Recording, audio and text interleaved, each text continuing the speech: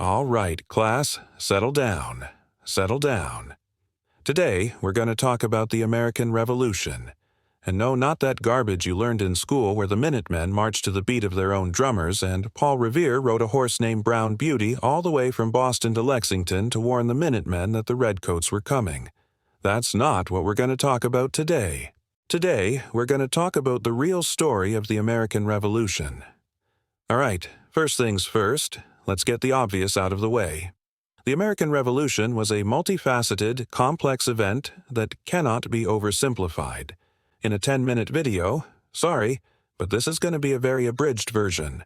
So if you want more information, do some reading. Now that that's out of the way, let's get started. So the American Revolution was fought between the years of 1775 and 1783, between the Kingdom of Great Britain and its 13 colonies in North America. The war was primarily fought on land, and the main objective for the Patriots was not independence, but rather the defense of their various liberties against what they saw as an increasingly tyrannical British government. So the main objective was not independence, but the war did result in the independence of the United States of America. So what caused this revolution? Well, there were several contributing factors. First, we have the French and Indian War, which took place between the years of 1754 and 1763. This war was fought between the British and the French for control of the Ohio River Valley. The British were ultimately victorious, but at a great cost. They had spent a ton of money and incurred a lot of debt. So, in order to pay for this war, they began to impose new taxes on the colonists, which of course the colonists were not happy about. And this leads us to our second factor, which is the increased British presence in the colonies. After the French and Indian War, the British government decided that they wanted to crack down on the colonies a little bit more and asserted greater control over them. They did this by sending more troops to the colonies and imposing even more taxes on them. This led to a lot of resentment among the colonists who felt that they were being treated unjustly. The third factor that contributed to the revolution was the Enlightenment. The Enlightenment was a philosophical movement that emphasized reason and individualism. It was very popular in Europe during the 18th century, and many of the colonists were influenced by it. This led to a growing sense of American identity and a desire for self-government. So, with all of these factors contributing to it, how did the revolution actually start? Well, it started in 1770 with the Boston Massacre. In 1770, a group of colonists were protesting the increased British presence in Boston when they were fired upon by British soldiers.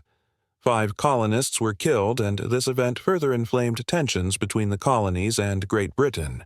Tensions continued to rise, and in 1773, things came to a head with the Boston Tea Party. The colonists were protesting the Tea Act, which gave the British East India Company a monopoly on tea sales in the colonies.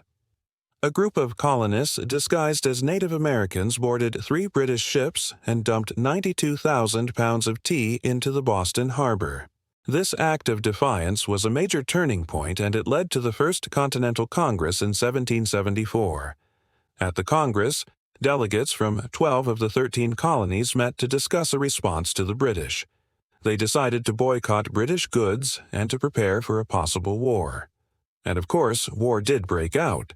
The first battle was fought at Lexington and Concord in 1775. And although the British were victorious in this battle, it is considered to be the first battle of the American Revolution.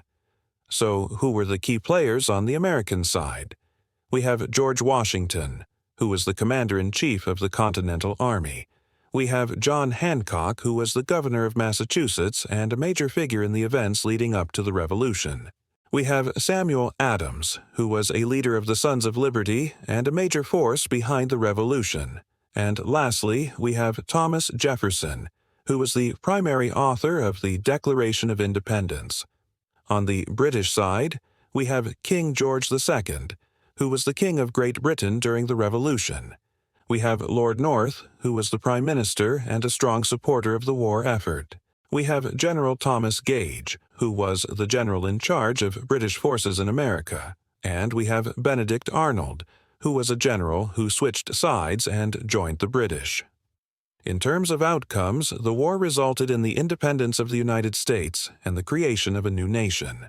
It also led to the rise of republicanism as a new form of government. And that's the real story of the American Revolution.